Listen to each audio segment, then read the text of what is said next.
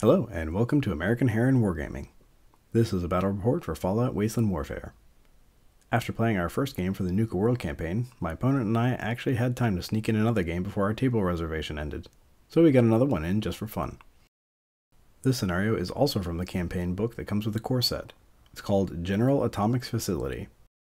There are 8 computer terminals on that board, 6 of which have data on them which I'm trying to collect. If I can get 4 of them, then I win. If not, then my opponent wins. Easy enough. We were still playing our same list from the previous game. The survivors have the sole survivor, dog meat, 2 settlers, and a free tech. My institute forces consist of Conrad Kellogg, 2 troopers, and 2 Gen 1 synths. We deployed, and then we got underway.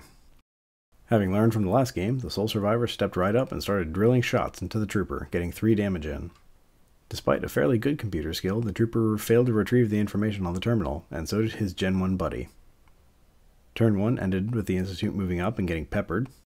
Kellogg got to his terminal and got it unlocked, but it was one of the blank ones. Turn 2 started with the trooper again trying to unlock the terminal, but crit failing and getting locked out. So it took a chancy shot at one of the survivors, and ended up one-shotting the poor bastard. The Gen 1 synth on the western side of the board miraculously managed to make its computers check and get us a piece of data. The wounded trooper moved to the center of the terminal to try to get a guaranteed piece of data, but would have to wait till the next turn. Kellogg moved up to take the place of the locked-out trooper, but Dogmeat was able to get in an amazing charge attack, getting 4 damage through on the Institute's main merc. At the start of turn 3, Dogmeat finished Kellogg off. He also engaged the other Gen 1 synth with a quick action, so he couldn't even take another crack at the terminal. The bad news kept coming as the wounded trooper went to get some guaranteed data, and crit failed, getting locked out as well. The free tech swept into the combat in the south to tie up the other trooper, so he couldn't get a free charge on Dogmeat. On the western side of the board, the Gen 1 synth survived a round of shooting from the sole survivor thanks to the park bench cover, and even managed to chip 2 damage into the settler, threatening the trooper in the center. Even still though, things were not looking good for the Institute. With that center trooper about to drop and the melee on the other terminal in the southeast, we were rapidly running low on the ability to score points for the objective.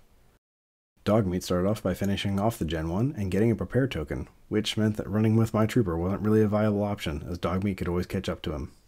And then, as expected, the other trooper got taken out after failing to secure any more data.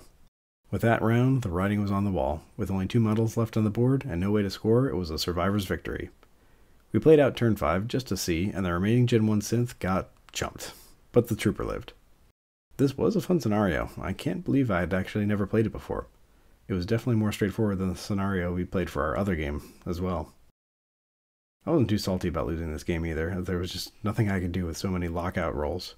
Sometimes the dice just do that to you. Either way, it was great just to be able to get 2 in-person games in. That's it for now. Stay safe out there in the wasteland.